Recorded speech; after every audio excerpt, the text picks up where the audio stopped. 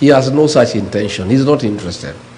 He likes power, but with no responsibility. He doesn't want to take responsibility. So he creates problems. He is invited into government and starts eating. And that is why, like now, he is quiet. Because he's a very good observer of good manners. When you're on the table eating, you don't talk. So these cousins now have found their way as a family.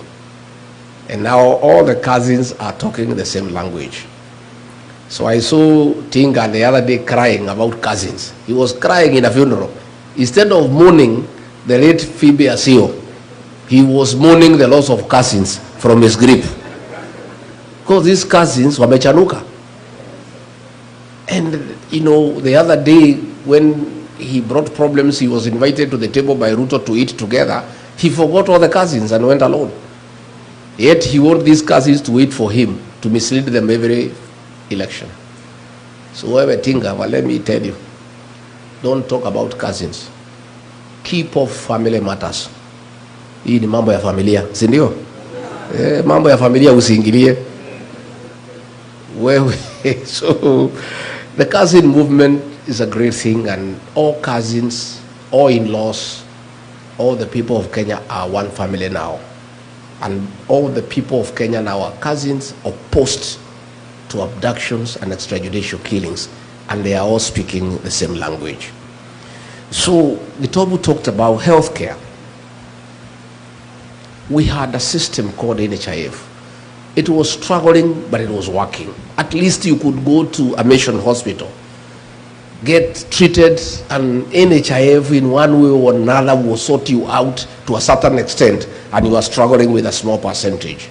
So what we needed to do was improve on NHIF, and all we needed was 800 million Kenya shillings to reform the system and make it working.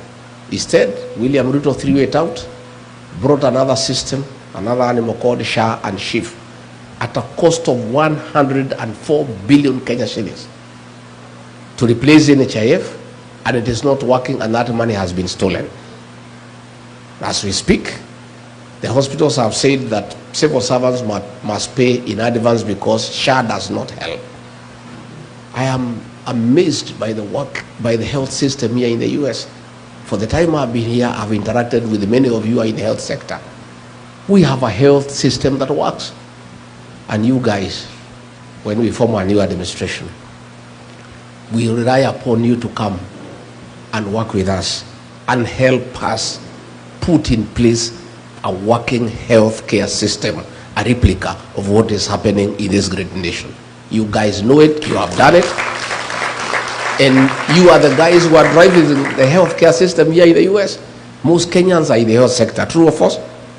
And you guys, we have a lot we can learn from you, and you can come and assist us. Matters education, Mwai Kibaki, that great economist, the third president of the Republic of Kenya, who left a rich legacy in Kenya of free primary education. All that has been destabilized, and kids are at home. Money meant for free primary education has been stolen by William Ruto. The money is stolen from the National Treasury, channeled through the National Intelligence Service, and withdrawn in cash every Friday and given to William Ruto. He keeps most of it, gives a little to that soprano guy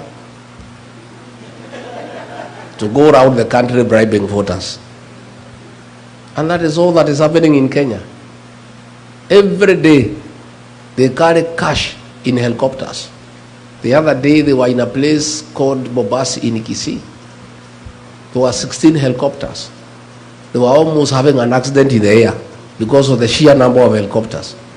The cost of the event is 3 times what they are giving, because a helicopter is $1 million shillings. 16 helicopters is 16 million. This is money that was meant for education. Kids are at home. University education, we had a beautiful program called HELP, Higher Education Loans Board. Most of you are beneficiaries, I included. He has put it aside and brought a mongrel of a system that is not working.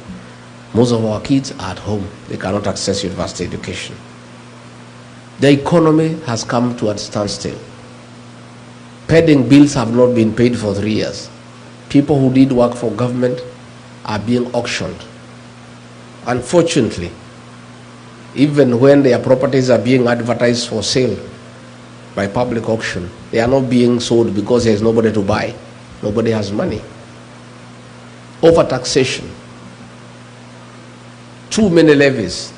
The pay slip has been raided and made dysfunctional. So there is huge outcry by the middle class back home. And all these things we need to fix. But the most annoying